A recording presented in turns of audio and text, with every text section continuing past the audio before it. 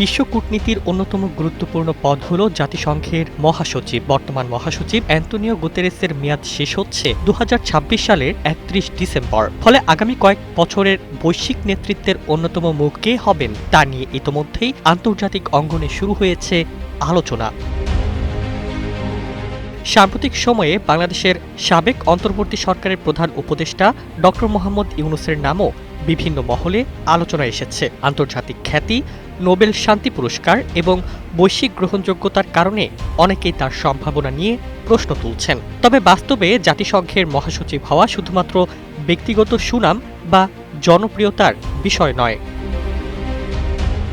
মহাসচিব নির্বাচনের প্রক্রিয়ায় প্রথমে কোনো সদস্য রাষ্ট্রকে আনুষ্ঠানিকভাবে একজন প্রার্থীর নাম প্রস্তাব করতে হয়। এরপর সবচেয়ে গুরুত্বপূর্ণ ধাপ আসে জাতিসংঘের নিরাপত্তা পরিষদের। 15 সদস্যের এই পরিষদ গোপন ভোটের মাধ্যমে প্রার্থীদের মূল্যায়ন করে। এখানে যুক্তরাষ্ট্র, রাশিয়া, চীন, যুক্তরাজ্য ও ফ্রান্স এই 5 স্থায়ী সদস্যের ভেটো ক্ষমতা পুরো প্রক্রিয়ার নিয়ামক হিসেবে কাজ করে। তাদের যে কোনো একজন আপত্তি জানালেই একজন শক্তিশালী প্রার্থীর পথ বন্ধ হয়ে যেতে পারে।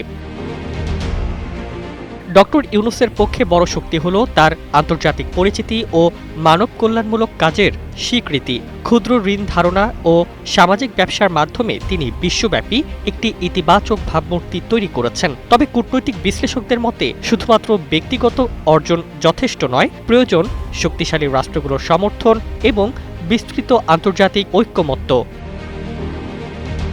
আরেকটি বিষয়ও আলোচনায় রয়েছে। জাতিসংঘের প্রায় 80 বছরের ইতিহাসে এখনও কোনো নারী মহাসচিব নির্বাচিত হননি। ফলে অনেক দেশ এবার নারী নেতৃত্বকে অগ্রাধিকার দেওয়ার পক্ষে অবস্থান নিতে পারে।